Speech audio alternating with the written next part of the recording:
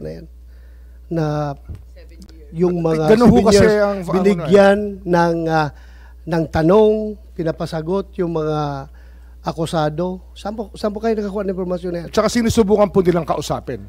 Yun po yung alam ko. Talagang I'm asking about yung sinabi mo kanina. natural po yan, nakalakaran, kasi kahit anong korte po, ay binibigyan ng pagkakataon na sumagot ang tao sa mga paratang sa kanya. Senator Bato, nakalista ka. Binigyan ka ba ng pagkakataon noong nakaraang 7 taon na sumagot sa anumang alegasyon? Meron nag-communicate sa opisina ko na gusto akong kausapin. So that's it. Hanggang doon lang. Siguro hindi Kinausap niyo ba ho? process. Kasi kung kinausap niyo, marahil ay sinabi na sa inyo yung nais na sabihin. Bakit ko kausapin? Sinabi mo na nga na hindi niyo recognize yung jurisdiction ng ICC. Kayo mismo, from DOJ. Ilang bisis mo sinasabi noon, Madam Chair, na hindi na recognize. Ako pa, i-recognize ko na ako mismo ang kinakasuhan? Meron kayo na mo nga, kasi- gobyerno na kayo. Kayo na nagsasabi na hindi nyo na-recognize. Bakit ako pa mag-recognize? Meron po kasing residual powers ang ICC. Yung po Sabi yung ninyo, 1 taon lang yung residual power. Oho, So, pero bakit yung 2019 to 2020, yung buong ano ho, bilang yung yun? buong panahon na dumaan mula 2011 hanggang 2018, ito po ay panahon na meron pong jurisdiction ng ICC sa ating bansa, sa ating mga citizen.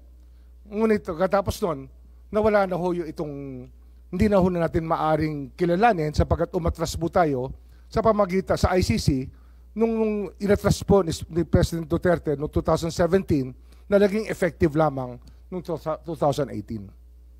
Madam Chair, if I may. Yes, Senator Bato.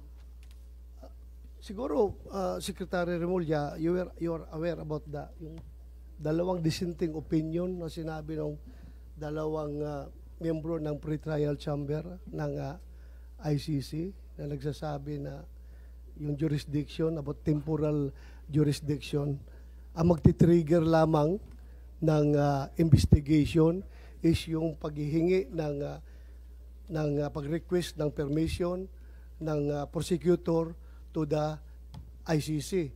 At ito'y ginawa nila 2 years after nag-effect yung ating withdrawal from the ICC. Ginawa po nila yan 2 years. Kaya nga dalawang dissenting opinion yun eh.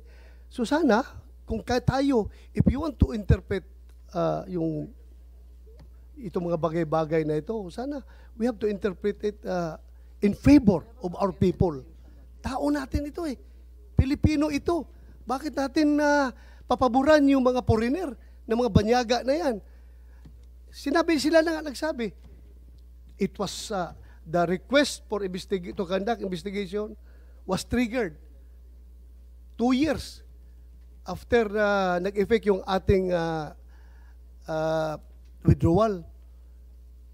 But then again, Madam Chair, I will leave it at that. Please continue.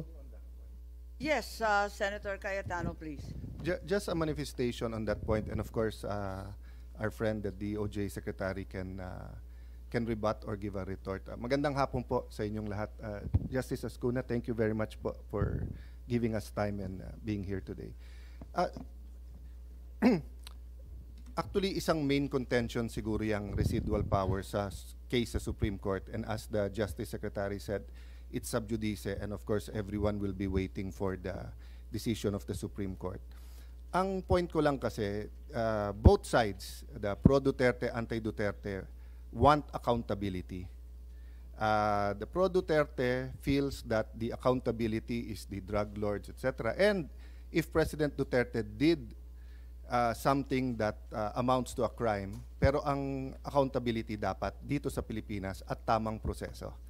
So doon naman sa gustong i-hold, anti-Duterte, gusto siyang i-hold accountable, siguro naman ay it's safe to assume that they also want yung tamang proseso. So the thing is, there was an actual Supreme Court case, the Pangilinan versus Cayetano, questioning, I think the Secretary of Foreign Affairs noon, kaya named, questioning nga yung kung kailangan ng Senate concurrence yung withdrawal ng natin from the Rome Statute, no, from yung ICC. Pero nakalagay din dun sa case na yon, let me paraphrase, that the Supreme Court can continue to review yung actions nung executive. So my problem with yung interpretation dun sa residual powers, kasi nga, di ba, sa 5 judge sa ICC, yung 2 nagsabing, wala kaming jurisdiction. Kasi nung sinimulan namin yan, tapos na dun sa residual na 1 year. But 3 judges, justices, said na pwede. So my problem kasi is walang World Supreme Court eh. So there's only the ICC Court, then the Appellate Court. Unlike kung dito natin final sa judiciary natin, then yung interpretation whether they still have jurisdiction or not would have been done under Philippine law.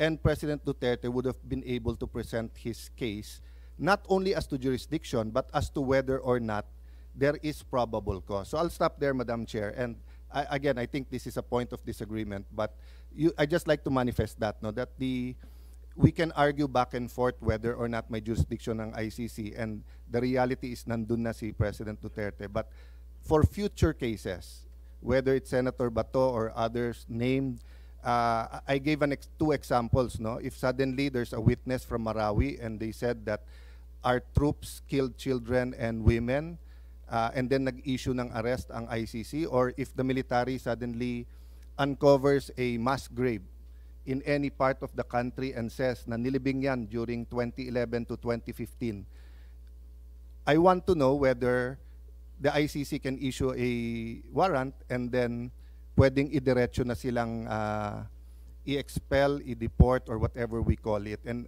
I guess in the finality, Secretary, is that the Supreme Court will rule on that, no? But just to clarify matters, I want to put that on record, that's what I want clarified, Madam Chair. Thank you.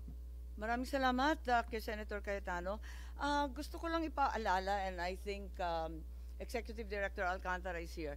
In the diffusion notice, if we will recall, on the 2nd page, apakaliwanag na nakalagay with a view to extradition. Walang binabanggit na surrender.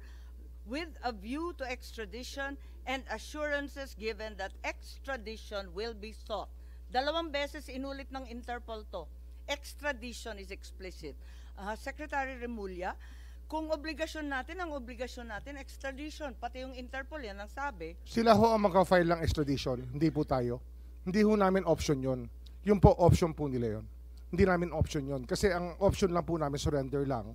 At sasagutin natin ang extradition kung sila po ay mag-file. Under the law po. Liwanagin natin, ang surrender option kapag foreign national.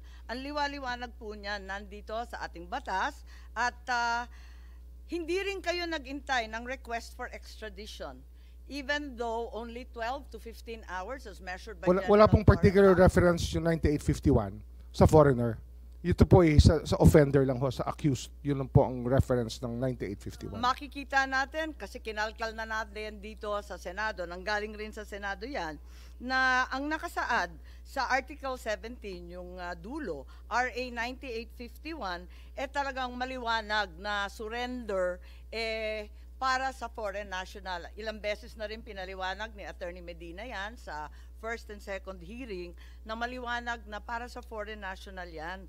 Kaya mukhang malabo ito. Sa interpretation po yon, hindi ho sa batas yon. Nasa transcript po, ang liwaliwanag, may amendment si Senator Subiri at the time, nakalista lahat ng bill spending, pare-pareho po ang referral sa foreign lang, hindi po pwede sa Pilipino. Hindi bale, tulad nga na sinabi ni Senator Cayetano, we agree to disagree, hindi po pwede para sa amin, maliwanag. And I'd like to call on Justice Ascuna at this juncture. Reference has been made to RA 9851, yung Article 17 nga na sinasabi, na sa ngayon, hindi na yung Rome Statute kasi post-2019 na tayo, no? So, ang huling... ang ganda ng